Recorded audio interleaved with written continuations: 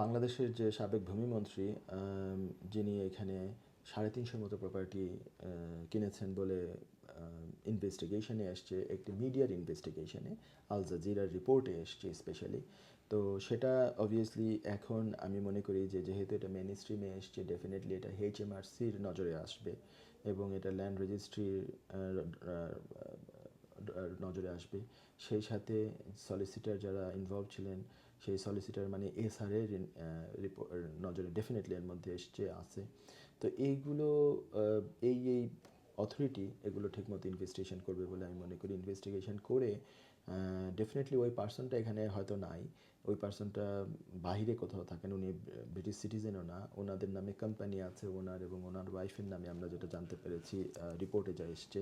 আমি সেই শুধুমাত্র রিপোর্টের রেফারেন্সে কথা বলছি, কারণ আমি স্বয়ং এটা এটা এটা তো আর আমরা ইনভেস্টিগেশন করি নাই, রিপোর্ট যেটা এসছে সেখানে যা যা বলা হচ্ছে যে বাংলাদেশের ভূমিমন্ত্রী, সাবেক ভূমিমন্ত্রী সাইফুজ্জামান জাভেদ, তো উনি এই ধরনের প্রপার্টি এমন হতে পারে যে সিজ হয়ে যেতে পারে যদি ইনভেস্টিগেশনে পাওয়া যায় যেটা মানে ইলেজিটিমেট সোর্স থেকে এসছে, মানি লন্ডারিং অ্যাক্ট অনুযায়ী এই টাকাটা এখানে এভাবে ইনভেস্ট করার ওনার অপশান নাই।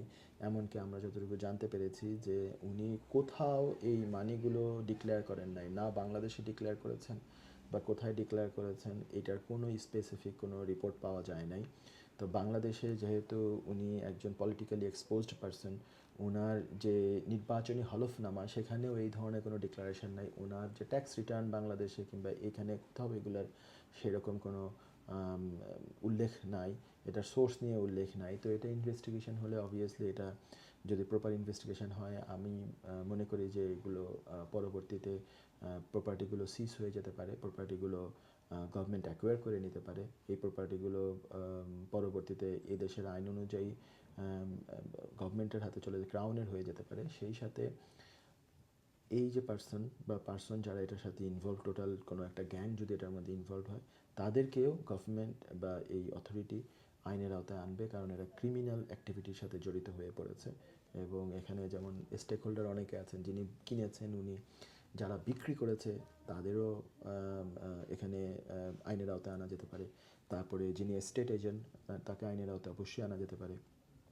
যেই ল্যান্ডার ফাইন্যান্স করেছেন তাকে আনা যেতে পারে, যেই সলিসিটার অ্যাসিস্ট করেছেন, ফ্যাসিলিটেট করেছেন এই কাজ করার জন্য, তাকে অবশ্যই আইনের আওতায় আনা যেতে পারে। তো এগুলো আমরা মনে হয় অচিরেই দেখতে পাবো। তো এটা একটা এক্সাম্পল হয়ে থাকবে ভবিষ্যতে যাতে এরকম করতে না পারে কেউ, এটা এটা এটা একটা এক্সাম্পল থাকবে বলে আমি মনে করি।